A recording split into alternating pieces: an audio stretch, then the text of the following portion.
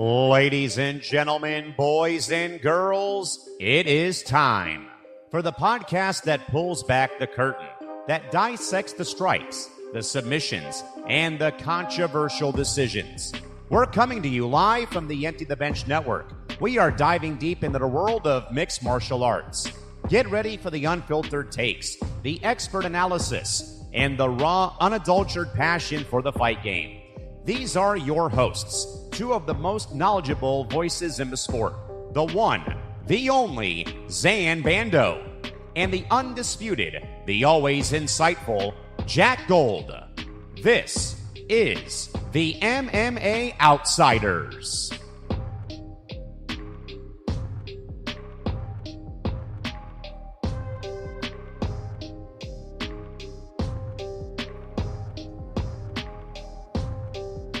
Boom, boom, boom, boom, boom, boom, boom. Hello, ladies and gentlemen, and welcome to another edition of the MMA Outsiders. I'm Zain Bando. He's Jack Gold. It is Thursday afternoon. Jack, how are we doing? I'm doing good. I'm happy to be here. Another any week we're here together is a good week, Mr. Bando. And we've got UFC Mexico this weekend, and I think we've got some good stuff to talk about. Yeah, I think we have some good stuff to talk about too.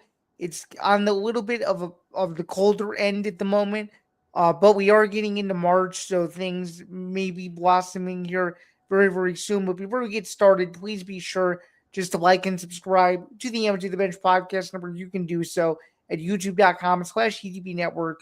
My name is Zain Bando. I'm a staff writer for MMA Knockout, and he's Jack Gold to my right. He's an independent MMA content creator. Jack, anything new or exciting coming up for you that you'd like to plug, or anything you'd like to share before we get started?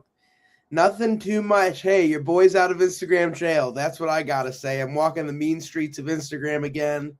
I can post, I can do reels, I can do collaborations, I can do whatever I want. So I'm happy to be back. Any big stuff for you to plug, Mr. Zain? How you feeling? Well, I mean, in regards to the fight game, really nothing. In regards to in-person events, I guess we'll just briefly say it, and then I guess we'll say tune into more editions of Bando's Breakdowns to find out more. But I am credentialed for the Big Ten men's basketball tournament in Chicago, third time in 4 years that I will be in attendance for that in the middle of March, which precedes the NCAA tournament. And then in regards to fighting, potentially PFL Chicago, assuming I get approved. Do I go? Do I not? I think you'll get approved. The big Zain Bando is getting approved. No, I'm getting approved. The question is going to be will I have the mental bandwidth to actually go and sit through those fights? That's another. That's a different conversation. That's another conversation for sure. But nonetheless, though, we have an exciting show this week. And then just as a reminder, you can listen to the archives of the MMA Outsiders wherever you get your podcasts if you want any of the early OG episodes.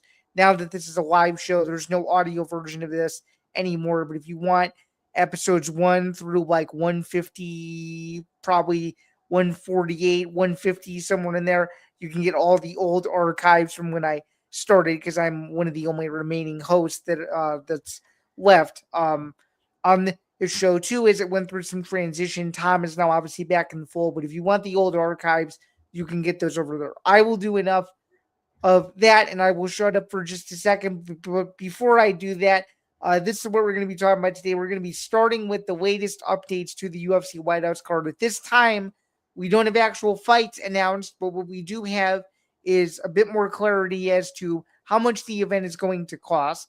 That's number one. What the actual date is, because there was some confusion about that. And there's been some rumblings about whether this Ilia Topuria Justin Gaethje fight will actually happen, according to a very, very prominent Hispanic MMA reporter who reported earlier today, and I believe yesterday too, there may be some geopolitical things going on with this Justin Gaethje Ilia Topuria fight. So, as I like to do, I will let you, Jack, have the floor first, and then I'll give my 2 cents, and then we can banter a little bit before we move on to some also, just a little bit more of a flavor of what we're going to be getting into. We're going to be talking about the White House today. We'll be talking about Floyd, Mayweather and Manny Pacquiao. We'll get into UFC Houston. We'll get into UFC Mexico City. And based on how much time we spend on all this stuff, whatever else we get into, we'll get into over the next 45 minutes to an hour or so. but I will let you, Jack, have the floor, and I'm curious to hear what you think about this. Yeah, man, it's getting to the point where it's just like I don't really know. I don't know what's gonna happen. It's the UFC White House card is kind of a mystery right now. It's kind of we don't have a confirmed main event, especially with what's happening with these fights, with the Elia fight, the Gaethje fight, the Pereira fight. This typically or supposedly not happening on this card. Well, then there's I don't mean to interrupt you, but I'm sure you've seen it. The ESPN leak for Miami that apparently it's a TBD versus TBD for the main event, and it's for the light heavyweight title. And now everybody's assuming it's the inevitable Carlos Alberg, Yuri Prohaska fight, which has been floating around for a while, but hasn't been officially announced yet. So pretty much your overall case and point, and I'll let you get back to finishing your point, is there's a lot going on, but at the same time, there isn't a lot going on because nothing has been explicitly confirmed. So the one thing that has been confirmed as of this morning is Kamaru Usman's title shot has been declined. So I think it is interesting to see what happens now at welterweight. I'm going to assume Ian's going to get the title fight. So then there's the other rumor that I've seen. I don't know if you've seen this, and I think the location got leaked, so I'll just say it. UFC 320, whatever it's going to be. I think it's UFC 328 or something in Abu Dhabi. The supposed main event is Ian Gary versus Islam Makhachev. I don't know if you've seen it. No, I've seen it. Supposedly May 30th, UFC 329 is going to be Islam versus Ian. Do I believe that? I'm not sure. Wait, so I'm curious. Would they do 2 UFC events in one day? They do Macau in the morning and then Abu Dhabi card at night? Or are they doing 2 UFC? I'm pretty sure Macau's the 23rd. Oh, it is? I think so. Okay.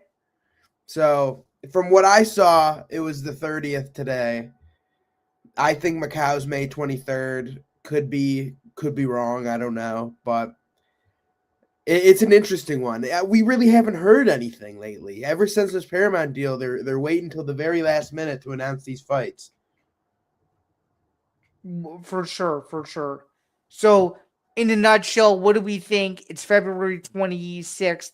I just a little hint on what's going to be on my show that airs tomorrow afternoon, and I sort of say, give it a month's time and we'll know. I was being generous with this analysis, but I said, give it a month's time and we'll know legitimately what fights are going to be on this card. You kind of hinted at it a week ago, and your opinion, bless you, is your opinion changed? Bless you again. Is your opinion changed whatsoever on what could be transpiring on this card or on this card or for this card, as we now have 60 people watching this. Shout out to all of you guys that are on every platform, whether that's YouTube and or X. By the way, just to run through those really quick before I let you continue, Jack, my YouTube channel, your YouTube channel, the ETB Network YouTube channel, the ETB Network X account, my Twitter account, the MMA Outsiders Twitter account, the Bando's Breakdowns Twitter account, and the ETB Sports account. Oh, Jack, the floor is yours. It's just the fight that I'm most confident in is they're going to make some bullshit like Bo Nickel versus Colby. Everything else is up in the air because, like, what do we know? Like, okay, so potentially we were thinking Hokett versus Derek Lewis. Well, shit, that ain't happening because Josh Hokett just got booked versus Curtis Blades. So it's just like, I think there's going to be a lot of weird stuff on this card. I have no idea. I think Derek Lewis will be on there. I think Bo Nickel or Kobe. Are you believing the 7 fights thing? Are you believing that it's only going to be 7 to 8 fights? I can understand it being only 7 to 8 fights, and it's specifically because they're doing it on a Sunday. They're not going to do a full card, I don't think. No, I don't think so either. And by the way, whoever it is at Puck News that fumbled the other date, wow, man, I don't know how you could mess up that badly, but somebody somehow did, and it somehow got back to Dana, and Dana was not happy about it. That usually Puck News doesn't get things wrong. So at first, I thought they were right. I'm like, oh, this is interesting. And 20 minutes later, they're like, no, it's the same day. And That's not happening. By the way, I knew it was suspicious because I'm just going to put my journalism cap on. Usually you're supposed to say explicitly what a reason is for a date change. And this article just threw it out. Like what recently happened with Ottawa to Winnipeg. Right. But it came out, though, that there was an arena issue, that the capacity of the arena was too small. That's why they moved it. That's at least what I heard. So that's what I'm saying. At least there was a reason given. Yeah, exactly. So, in a nutshell, though, do you just simply not know what's going to happen? I mean, do you have a sneaking suspicion they'll still make the Ilya fight, or do you think it's not happening? That's the only fight that I can see happening, to be honest with you. It's just like, what else is there? Is Valentina gonna headline this card versus Natalia Silva? Like, I don't think so. Like, if you just break it down, flyweights aren't headlining.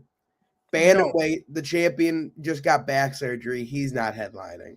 Featherweight, Volk's not headlining. He just fought. Lightweight, up in the air. Timelines work. Welterweight's definitely not happening. Not happening. Middleweight, I can see a pivot where if they do end up making Khamzat going up, that they make Sean Strickland versus Imavov for the vacant, which could headline. Oh, by the way, that Khamzat rumor that he's going to light heavyweight, I think, is bogus. I agree. I don't believe it, but I'm just living in a what-if world right now. Like, gotcha. Best case scenario. I think Strickland would be their only option because you need an American headliner. It's like the best case scenario is Gaethje Topuria. The only other option is Strickland for the vacant title or versus Khamzat, which I don't think they'll have Khamzat on the card because light heavyweight's due in Miami, supposedly. And then heavyweight's supposed to be the next event. So it's just like, what do they have to give? And I think at best case, it's the men's lightweight and middleweight vacant title. Worst case, some bullshit. I mean, shoot. Did you Bo Nickel versus Colby Covington for the real American title at 180 pounds? Did you see the other rumor that's going around? I don't know if I believe it, but Protest versus McGregor? No. Conor McGregor versus JDM, my guy. No fucking way. I haven't even seen that. I've seen Protest. You haven't seen the JDM rumor yet? No, McGregor posted about Protest today. What did he tweet? Did he already delete it? I think so. It was Protest looking like a mix between Carlos Protest, Barack Obama, and a Jewish man. Holy shit. And it's just like, all right, so what? You're going to have him come back to get absolutely slimed out by a monster welterweight? Awesome idea. Holy shit. You know what I mean? It's just like, I get you. But it's interesting. It's definitely interesting. I just don't know. I think it literally is as much of a toss-up as any card has ever been. For sure, and I completely agree. Let's kind of dive into some of the other stuff that we know is legitimate. So there's this $60 million figure that's going around that apparently the UFC isn't going to make any sort of profit off this. It's all going to be a long-term ROI according to TKO. Do I buy some of it? Yeah, in a sense, but do I believe that they're going to make zero profit off of it? No. Do I think it costs $60 million? Fuck no. The Sphere was 20. Yeah. And this is the biggest, most expensive. You're bitching and complaining about that, and then all of a sudden you're like, let me triple down. Let's be real. Besides the Mexican history videos for that event, the card was very okay. Not even okay. The card was mid. That's what I keep telling everybody. Look at the Noche card. There were 3 good fights on that card. The rest they were fights that only hardcores would remember.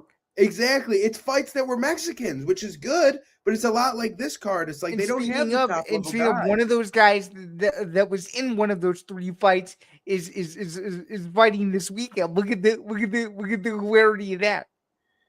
Literally, it's just one of those things where I don't think this card, like name-wise, I said on the last show, I'll say on this show, the White House card is going to be much more of a spectacle being at the White House than it is being a spectacle of this card's awesome. Like UFC I'm just gonna say this point blank, and I know this is a hot take. I would rather go to International Fight Week at T-Mobile in person than any sort of card like this. That's just my personal opinion. I prefer the traditional UFC event as opposed to this. Like, this would be cool, but I'm not like, it's not my desire to go to this. That makes sense. Like, I hope it's a successful show and I hope it looks cool and stuff, but do I really need to go to this? I've kind of come to the conclusion that I really don't even care. See, so, I think it's a once in a lifetime type thing, so I would go for that. But it's not. My expectations are a bummy Apex card with a couple good headlining fights at a once in a lifetime location. That's how I'm viewing this. Okay. Well, speaking of, this isn't once in a lifetime. This is happening again, but I guess once in a lifetime from a Sphere perspective. The first ever boxing match to take place at the Sphere is a fight that we were all excited about when we were in high school. My guy, it's Floyd Mayweather versus Manny Pacquiao #2, and this time it's not on pay-per-view and it's not $100. It's live on Netflix. The day before my birthday, so September 19th at the Sphere. Two old guys going at it. What do we think? Are we excited for this fight? Do we not care about this fight? Do we think that the 2015-16 trend is being taken a little bit too seriously? I mean, and at this point, just have Nate Diaz fight Conor McGregor and call it a day. It would be 2016 all over again. What is up with Netflix buying into this unk shit? Like, what is happening right now? Tyson versus Jake. Unk Floyd versus Pacquiao. Unk Ronda versus Kavanagh. What the fuck are we doing? You've had one legitimate fight. And it was Amanda Serrano versus Katie Taylor. It's like, lock the fuck in, guys. What are we doing here? Are you Misfits boxing on the biggest scale? I don't know, but I will say this.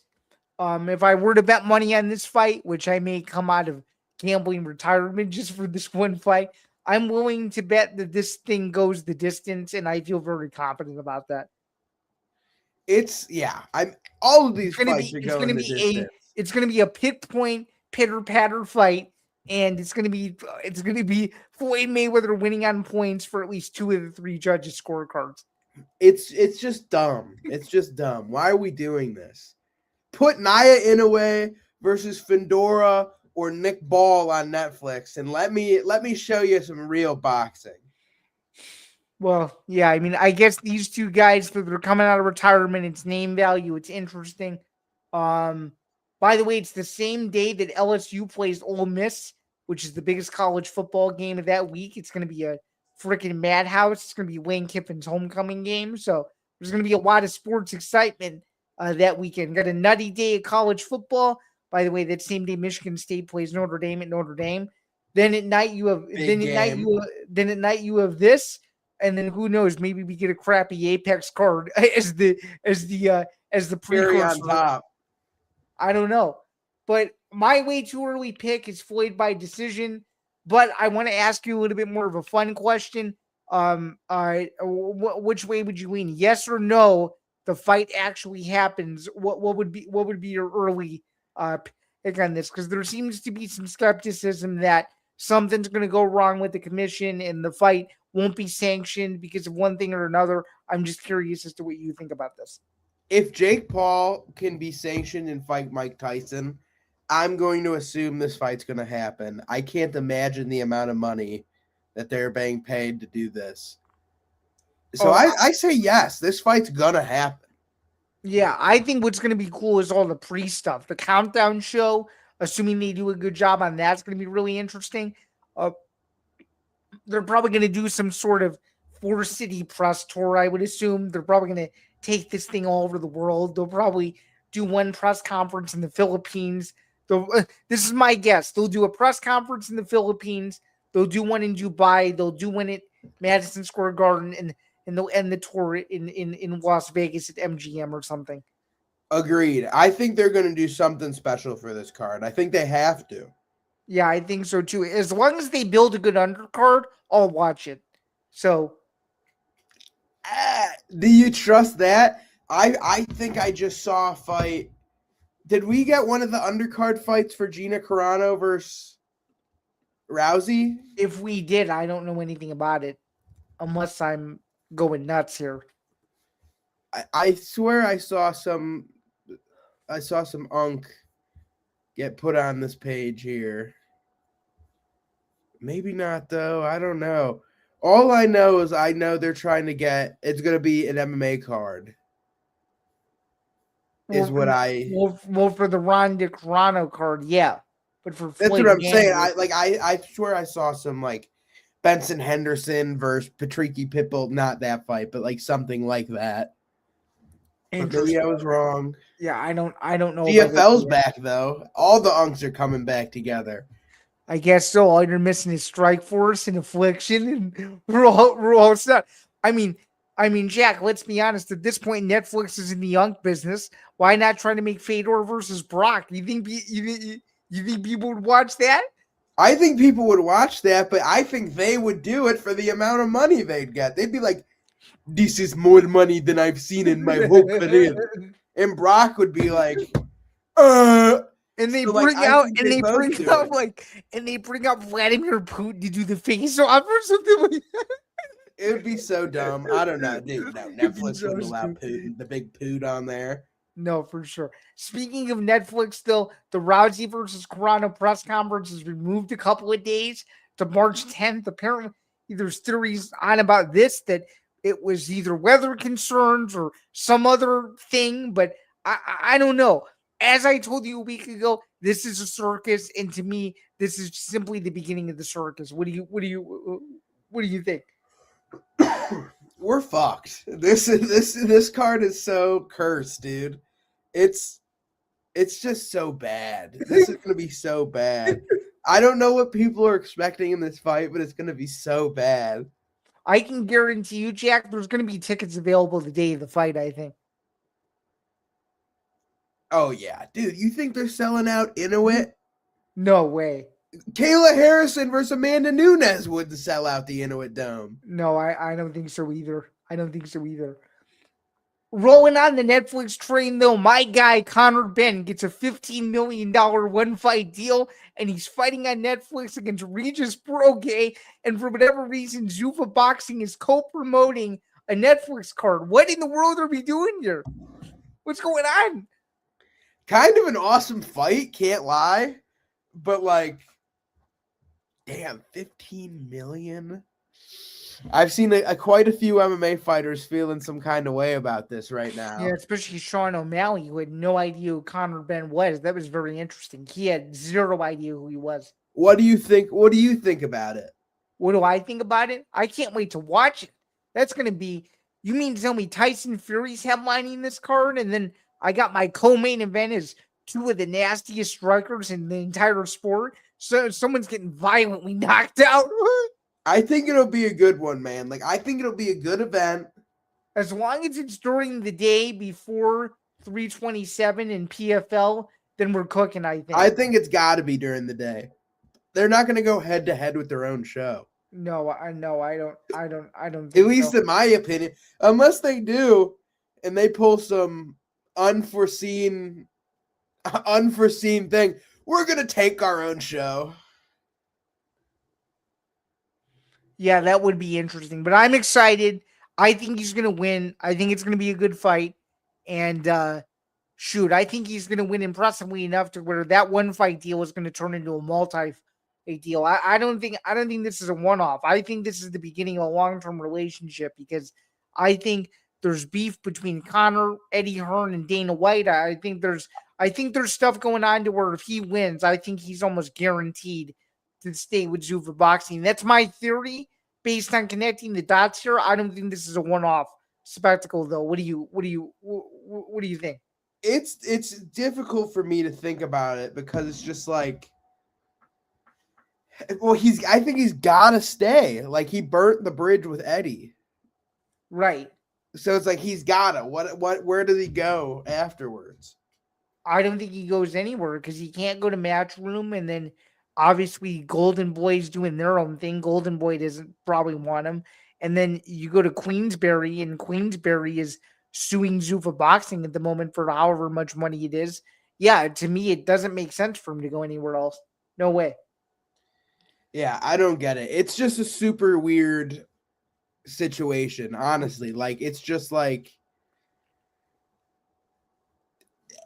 the combat sports world right now is just in shambles. Oh yeah, the combat sports world being in shambles, though, that's not a surprise. That's more so of a part of the course type thing, if you will. That's like a thing that's expected when you have a promotion that tries to throw together cards at the last minute, and you got guys rather getting injured, and we've got guys. You have a promoter that doesn't seem to know, what's going on with future events and stuff like that. I mean, we're hearing about UFC Philadelphia before we're hearing about who's fighting at the White House. Like, I don't understand. So, nonetheless, they're speaking of UFC. Let's briefly run through this. You, sir, beat Tom and I out. You went 8-6.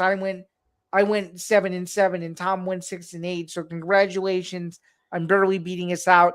I'm not sure if you knew you went 8-6. Maybe I just broke some news to you. I don't think I did go 8-6 according to our picks. I think I went 10-4. Oh, you must have changed a couple of them. What did you change? Because I had my only loss on the prelims, or I had Del Val loss, Osborne loss, and Jokowani loss. Delia loss. So you did switch your Brahimi pick. Okay, I didn't. I switched my Brahimi pick. And I might have switched my Melky pick. I don't know. But my only wrong on the main card was Delia. And then I got Chidi, Ode, and Del Val wrong. Interesting. Okay. Now I know. I literally had no idea that you changed them. Okay, I will gladly make that adjustment. Hey, day of, something hits me inside where I go, I don't know. Interesting. Okay, let me fix that for you. But the record on the year should be 39-12. Okay, very interesting. Oh, just run through that one last time. You changed your Brahimi pick, and then what was the other one? I changed my Brahimi pick to Puna, and my only losses on the night were Yadier Dalval. He lost to Jordan Levitt. I picked Ode Osborne. He lost to Alibi Idris. I picked Chidi and Jokowani. He lost to Carlos Leal, so that's 3 on the prelims. And then the only loss on the main card is Ante Delia. I correctly picked Strawn, Uros, Melky, Jacoby, Pereira, Coria, Edwards, Soriano, Lebus Neani, and Judice. Yeah, it's my guy. So congratulations on 10-4. You were 39-12. Well, I am sitting at a semi-comfortable 30-21, so I'm only a couple fights behind you. But overall, though, now that we have that fixed and out of the way, what did you think of the card overall? And the main card, obviously, better than the prelims, but what were your main takeaways? I'll give mine, and then we'll put UFC Houston to bed and preview UFC Mexico City in the final 20 minutes. Until the last 3 fights of the night, terrible. I thought the Smith versus Harrell fight was fun while it lasted. I thought Delia versus Spivak was like, okay. Carly Judice is fucking sick. But other than that, man, like, it was not good. Melky, and then the last 2 fights of the night, Melky, super, super impressive performance. That guy's a problem. Co-main event, Uros Medic. Congratulations, brother. You are a slime out king, according to Bedtime MMA. And then the main event, Sean Strickland. I beat y'all, motherfucker. I'm him. I can predict these things. No, I'm kidding. But I just figured that too, my guy. I know. It was just one of those things. Did you notice something? I got the method right. I was a round off. I said he would knock him out in the 4th. He knocked him out in the 3rd. No, you're right. We both just thought it was a stylistic problem for Hernandez. Got the job done. Rocking and rolling. Hey, I'm going to be honest. I think Hernandez is a tough road back to the top, my guy. I really do. I do too. Like I was saying last week, it was like as impressive as his performances are. You got some absolute studs. He's gonna need to rematch, in my opinion. As good and dominant as Anthony Hernandez's performances are, I think none of them. He's fought no top level competition. So when he fights the top level competition, like Zain was saying, it's going to be a problem. Like he'll have to fight either Paulo Costa, Imavov, Brendan Allen again, RDR, Caio Borralho. Like these guys are going to cause problems for Anthony Hernandez, I think. Not all of them, but some of them will. Yeah, well said. Overall, not to be that guy, but I'm going to be that guy. This is my first C- rating of the year, and I'm going to tell you why. And I know you're probably going to go a little lower, but I think the last 3 fights put it to at least a passing grade for me. There were 3 incredibly entertaining finishes. Whatever you want to say about them, it's fine. But to me, as long as the co-main and main event deliver, that gives me an above 50% grade, no matter what UFC event it is. I'm just one of those guys who's very, very pro main event. I like to see the main event go certain ways and have it be exciting. I think this is one of those that deserves a C- grade. And I think as much as we want to talk about what Strickland said to the media either before or after the fight was over, when you look at the overall performance itself, there's no denying that it was impressive. It was a nice finish. He beat a guy that hadn't been finished or that hadn't been stopped in 8 fights. You got to give him credit where credit is due. He is a top 3 middleweight in the world. His next fight is going to be a big fight. Will he get back to a title shot? I don't know. But this is sort of an outlier here, and we could debate this for a few more minutes before we move on.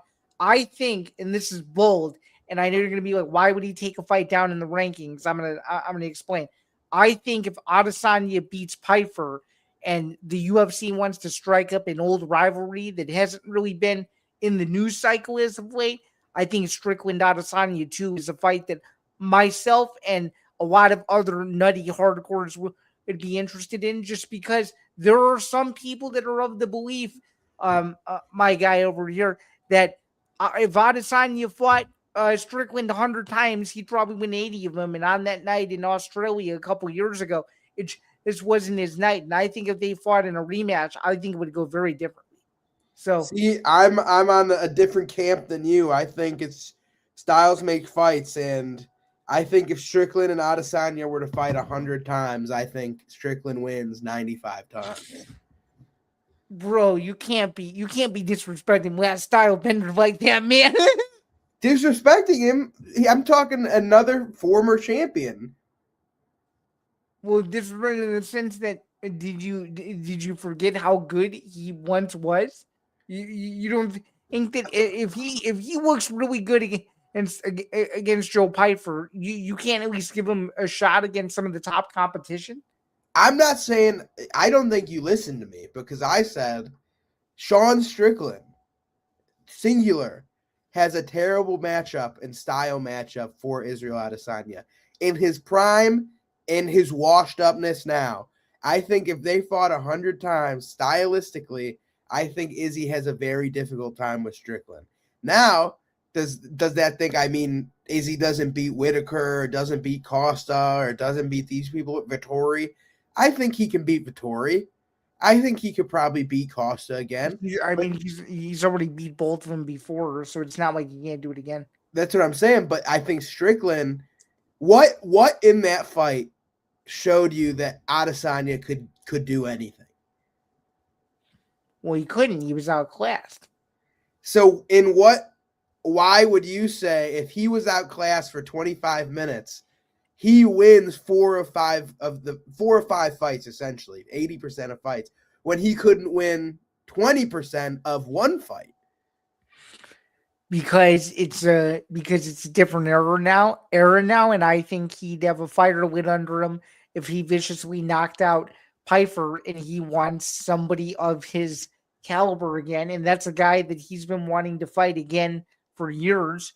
So why not give him the opportunity to do so?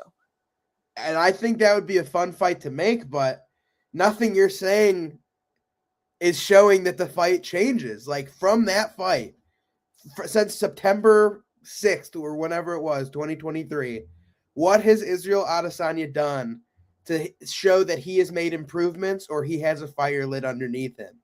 Well, I'm saying he hasn't made improvements. I can answer for you. He's done nothing. He's been knocked out and then has not fought. Strickland from that point has won a title, defended his title to a super close split decision, fought another title fight that he lost, and then just came back again with that fire lit underneath him and dominated the number 4 contender. Israel Adesanya ain't doing that. Stylistically, he hasn't put the pedal to the metal in 4 years. Sorry, not sorry. I'm taking Sean Strickland. And especially similar opponents, Dricus finished. Izzy. Dricus won 6 rounds out of 10 versus Sean. Couldn't get anything going. So I don't know.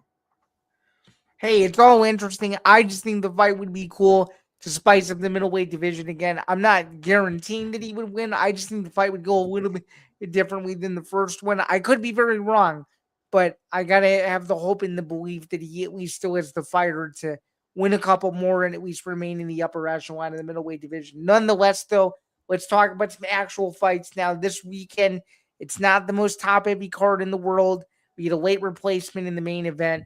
It's the UFC Mexico City card, and I know I sound really down about it. It's just simply because it's not really of the totem pole sporting event this weekend. There's a lot of other important stuff on in other sports, but here, I'm pulling it up right now. Bang. Here's the card. I will give it credit. Cool poster. Yes. I like the poster. But starting off at the beginning of the night, we've got Wes Schultz, Wisconsin native, Midwest man, taking on D Penis. How you feeling in this fight? D Penis, Damian Panas, minus 210 on FanDuel, minus 250 on here. What you thinking? I'm taking Penis. But I think Wes Schultz live underdog. Let me put that out there. I think I'm going to take it's. By the way, Jack, it's Damian Pinas. I will be taking him as well, and I will be going conservative, and I will say that he wins a decision. What do you think? I think D Penis wins a first round knockout. Why do you think he wins in the first round? Because if he doesn't, I think Wes Schultz has the capability of getting this win. But I think Damian Panas is a dangerous man on the feet. Okay, so we both are in agreement for the first fight of the night. It's good to know. Next up, we have Francis Marshall taking on Eric Silva. This says Francis is only minus 500, but Francis Marshall is really closer to minus 900. I'm taking Francis Marshall. Yeah, I'm taking Marshall too. I think Eric Silva personally is on one of his final legs here. If he can't win this fight, I don't know if he can beat anybody in the lower portion of the rankings, let alone the top 15. What do you think? He's one of those guys where it's just like he really hasn't. I'm going to click on his Tapology here. He just hasn't done much. Like he got on Contender 2022, then fought immediately and lost to TJ Brown, which like is not the best. And then he lost to Naimov because he hurt his leg 45 seconds in. But what I want to show you is who he beat on Contender. He might be a familiar looking guy, Anvar Boynazaroyev, and he's a great striker. But I just want you to take a look here at his pro MMA record. Okay. That's 5-6. This guy was never UFC caliber. 4 losses, 4 finishes in a row, 3 by submission, 1 by punches, 2 Daniel Lacerda. Like, he just simply is not the guy. And look, he only had 3 fights, and then it's just been loss, loss, loss, win, loss, loss, loss, win, loss, loss, loss, win, loss, loss, loss. I just don't think Eric Silva is UFC level. I'm No, taking Marshall. Yeah, I'm taking Marshall as well. In the next fight, which is a catch weight fight, it's a weight replacement fight.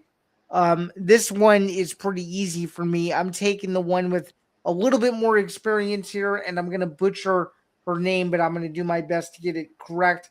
I'm taking Kurikite by decision. What about I you? get to make fun of you now, Zain. Her name is actually Ernesta Karakate. Oh, is that right? But no, I'm going to take the short notice Mexican, Regina Terran. I've seen her on the regional scene. She's a big, now in a respectful way, like a thick girl. Like she is well built. She's strong. She's a finisher. Karakate loves going to decisions. I'm going to take the finishing upside of Terran. She was supposed to have a fight tonight in Muay Thai. It gets pushed 2 days, and I'm taking the debutante. Okay, next fight, Douglas Silva de Andrade and Javier Reyes at featherweight. What do we think about that one? I think I'm going to – is Douglas de Andrade is a crafty vet. And I love picking him in fights like this because he just gets the job done. Like he's good. He's good, not great. And he wins some, he loses some, but he just hasn't been fighting as much recently. And I feel like that's because he's 41 years old and he's getting injured. His last 4 fights, lost to Miles Johns, don't love that. Beat Cody Stamann, loses to Saeed Nurmagomedov, beats Sergey Morozov in an awesome fight.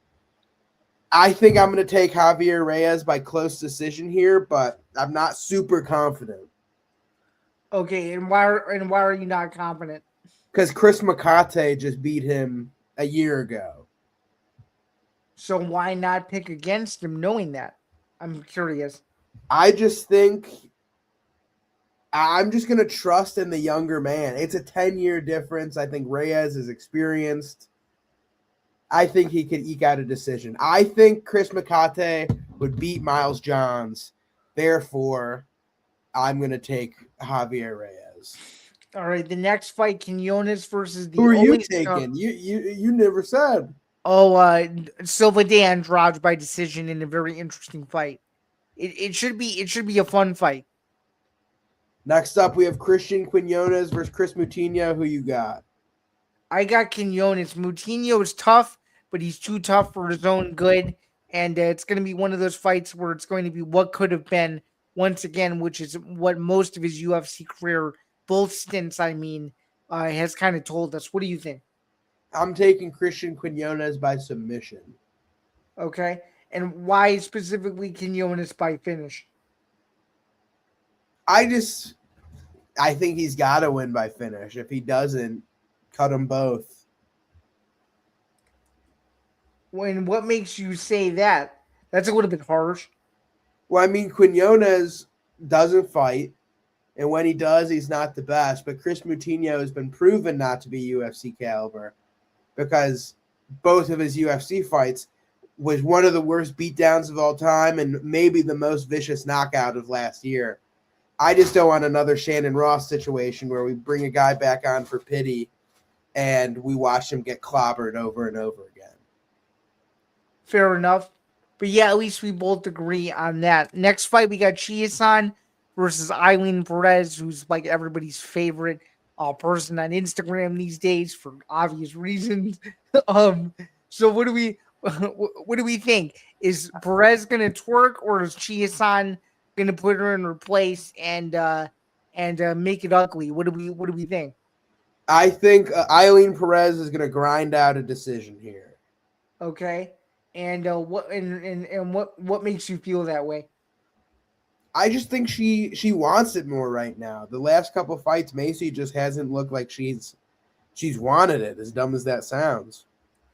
I am taking Perez as well, and I do think the home country advantage is gonna get behind her, and I think she's gonna push. Come on now, that's got to be racist. Not home country. It's one of their biggest rivals. Oh, that's my bad. It's my Argentina. Oh yeah, Argentina and Mexico. They're the same. They're the same. Silly. Dude, I forgot she was from Argentina. I have Mexican friends who would kill you for that. I Come texted on, one of my man. friends, hey, can you make me, there was a meme. It was like, oh, any Latino could make another man Latino. And his response What? to that was, as long as you're not Argentinian.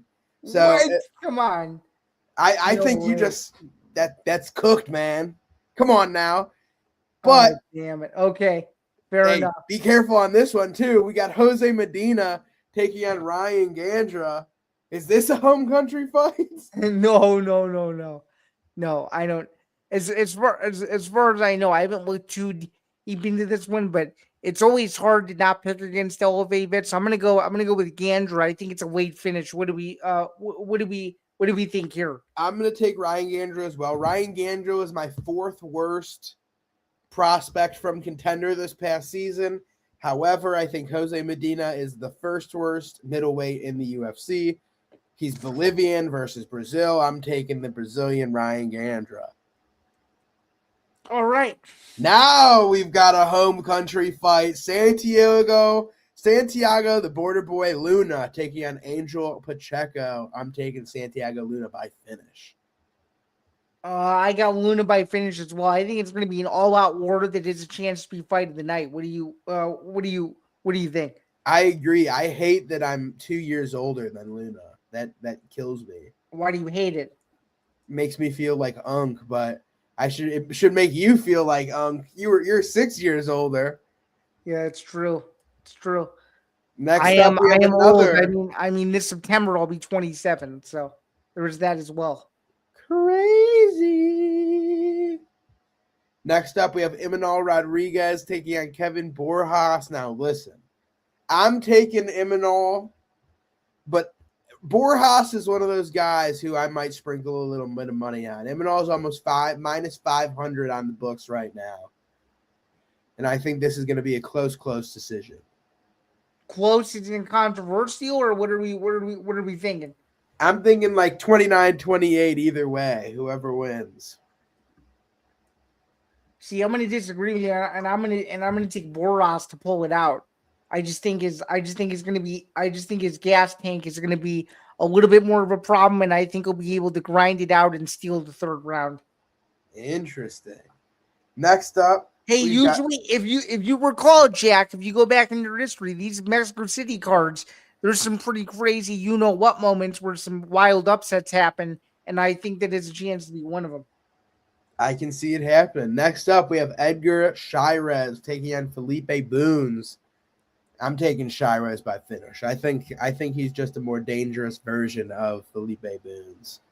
Yeah, I think Shirez wins, but I do think he gets rocked early, but he comes back midway through the fight and finishes him, and it should be a very fun fight. I think he might get a performance bonus off this fight, to be quite honest with you. Yeah, I can see that for sure. Next up, we've got Daniel Zellhuber taking on Bobby King Green. Who you got, Zan? I think King Green gets robbed by a split decision. What do you think? I agree. Give me Daniel Zellhuber by split decision. And by the way, not just split decision, but I'm talking the worst decision we've seen this year. That's my bold prediction for the card. Is this fight's going to be having Twitter and Instagram, the MMA community specifically, go absolutely ape shit crazy over how bad this decision is going to end up being. It definitely can be. Next up in the co-main event, we have Marlon Chito Vera taking on David Martinez. What do you think here? Who you got? I got Chito Vera. What do you think, man? I'm picking David Martinez by decision. How come? I just think Cheeto is the new Tyron Woodley. He's the new Frozen One. As good as he is, he doesn't throw strikes, and I think David Martinez is going to win purely off of volume. Really? And do you think he viciously finishes Vera, or do you think it's late? Well, I said decision, so. Oh, well, I'm just saying well, I know you're picking a decision, but I'm saying if he does finish him, how does he finish him, and when does he finish him if a finish is open? I don't think there is going to be a finish. When has Cheeto been knocked out? Like, the only way that's going to happen is he has to land flush early, probably. But I put almost 0% chance Martinez finishes Cheeto. I would say the finishing potential is on Cheeto's side if he decides to fight. Okay. Meaning if he decides to fight smart, though, right? I'm saying if he decides to throw a punch or throw a kick. Okay. I don't. Have you watched the last couple of Cheeto Vera fights? Am I going crazy here? No, you're not. No, you're not going. You're not going crazy at all. But I feel like I'm talking to myself. I'm looking at these fights here, and he hasn't done shit in any of these. I mean, yeah, he hasn't had a finish in a long time, but you never a finish. He got 50-45 by Corey. He arguably lost versus Pedro. He had one literally 10-second winning moment of the Sean O'Malley fight. Didn't do first fight he's ever been dropped, got dogged on by old Figgy, and then Zahabi beat him. So it's just like, did Zahabi have a good moment? Sure, but Jose Aldo did better. Also, I was gonna say the same thing, that Zahabi did have good moments against Aldo too. So that kind of I'm not saying that. I'm saying Aldo hurt him more than Cheeto ever did. No, I know, which a lot of people thought Aldo beat Zahabi, and I was one of. Yeah, well, that's what I'm saying. I'm saying Cheeto lost. Well, I He's know. arguably 0-5 in his last 5 without winning a round. He's got to win one of these, though, man. Does he? I think so. I think Does so. Tony Ferguson, would he, on his win streak, was he going to win another one? Was Sam Alvey going to win another one? Was Woodley going to win another one? I don't think so. I think to compare him to those guys, I don't know if we're fully there yet. If he loses this one, yeah, we can have this conversation. What do you mean? If he loses this one, he's 0-6 in his last 6, arguably. No, which I totally get. What I'm saying is obviously a 6-fight losing streak is worse than a 5-fight losing streak. But at some point, given that he did fight for the title not too long ago, you gotta win one of these fights to get back on track. I don't think he's got to do anything. I think his career, if he loses this fight, he's cut from the UFC. That's what I think. That's bold, although some people do still think he's still of name value. But just think about it. How often do you get a fighter that can lose 3 in a row and be like, oh, yeah, he's safe on the roster? And then you say 4 in a row. And then you say 5 in a row. And then you say 6 in a row. Like, it comes down to there have been 5 fighters ever. So I think if history repeats itself, what has Cheeto done to earn this sticking around after being 0-6 when he hasn't fought? He hasn't had – when was his last good performance? Davey Grant? Dominic Cruz? In a fight that he was losing.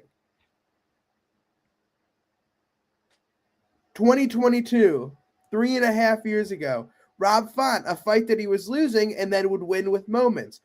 Frankie Edgar, a fight that he was losing, won with a moment. Like, this was his run and claim to fame. Since then, terrible fight, arguably lost, terrible fight.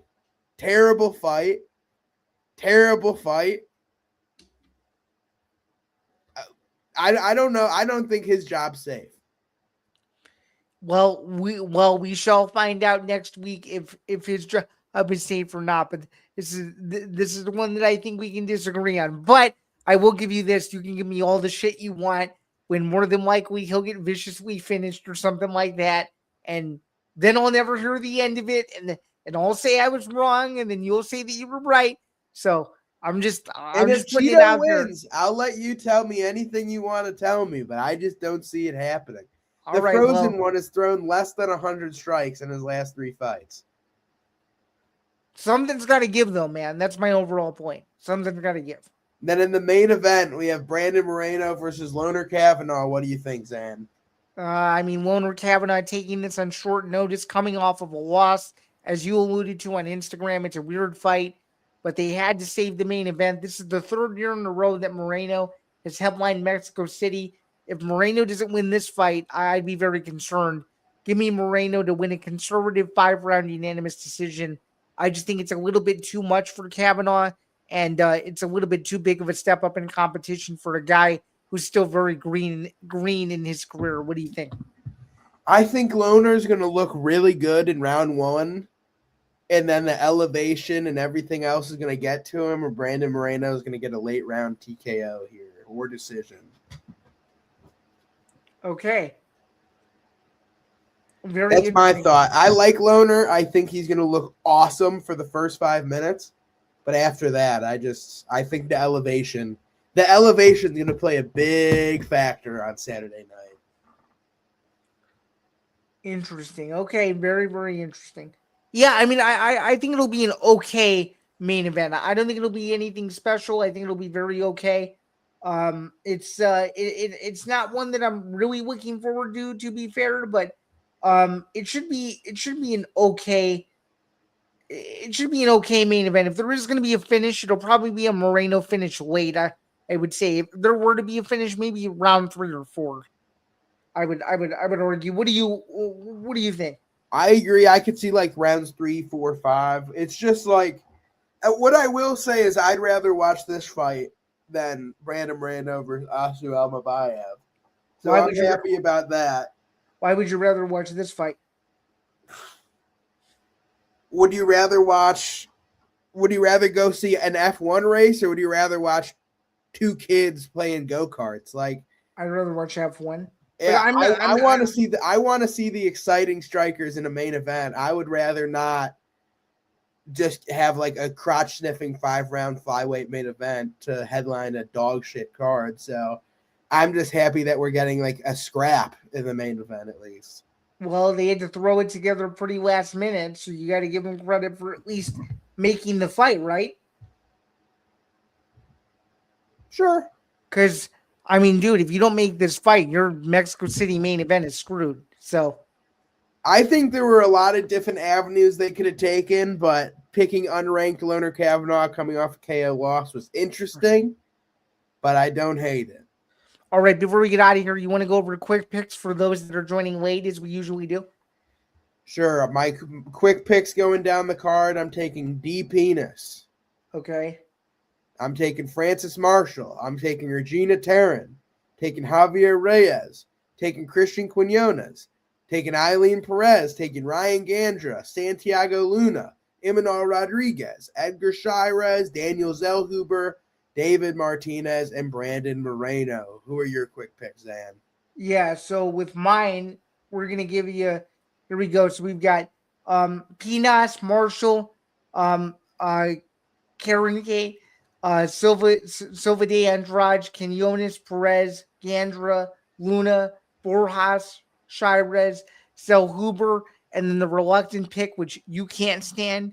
Marlon Chito Vera breaks his losing streak, and Brandon Moreno in the main event to show that he is still very much a factor in the UFC flyweight division, which I feel like we've been saying for years. He's a former champion, but it almost feels like every year he's always on that doorstep of being number 2 or number 1 in the world every year. The guy's longevity, man, I don't know how he is, but he's been a beast in the UFC ever since they re-signed him several years ago. For him to still be at the level he's at is very, very impressive. Are you impressed with what the Assassin Baby has done, or are you tired of him always being a factor at 125? I've never asked you this.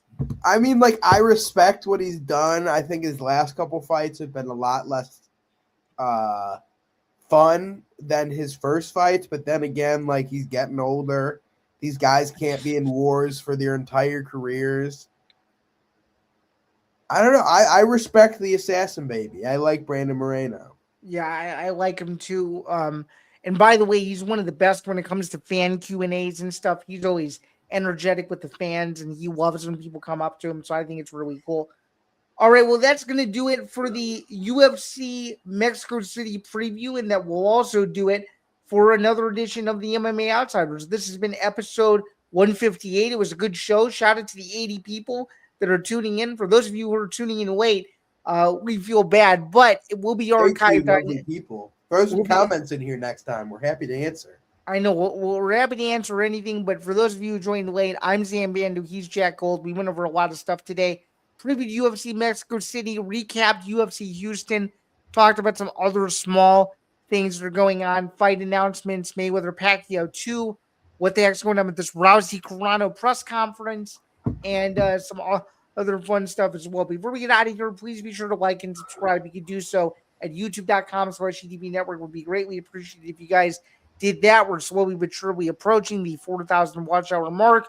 Hope you guys liked the new thumbnail as well. We're going to keep trying out these different thumbnails on a weekly basis to see which ones work and don't. I'm Zain Bando. I'm a staff writer for MMAKnockout.com. And to my right is Jack Gold. He's an independent MMA content creator. And of course, as I alluded to earlier in the show, you can listen to the archive of the MMA Outsiders wherever you get your podcast. Jack, I will let you have the final word for this episode as we approach 4 p.m. Eastern. Anything else you'd like to add before we roll out the outro and we move on with our Thursday afternoons, if you will, in our respective areas of the beautiful city of Chicago? Yeah, don't miss out. Mid to trash UFC card this weekend, but make some money on our picks. The odds are bad too. Happy you guys are here. Next week, we're back and better for a big card, UFC 326, the BMF title. Happy to be here with Zain Bando and happy and thankful for you guys watching. That does it for another episode of the MMA Outsiders. Always happy to be with you too, Jack Gold. Looking forward to discussing UFC 326 and the madness that will bring. Also looking forward to seeing how the heck we're gonna try to dissect how the CBS portion of that broadcast looks. But that'll be next week. So for everybody here at the ETV Network, I'm Zain Bando. He's Jack Gold. Have a wonderful rest of your Thursday, everyone. We greatly appreciate you, and we will see you guys pretty soon. When you have a good one and enjoy the swell MMA Outsiders outro as we leave you with the best of luck going into UFC Mexico City this Saturday, only on Paramount Plus, 5 p.m. Eastern start for the prelims, followed by the main card. You guys know the drill. Have a good one, and we'll catch you guys soon. Cheers, everyone. All right, here we go. So.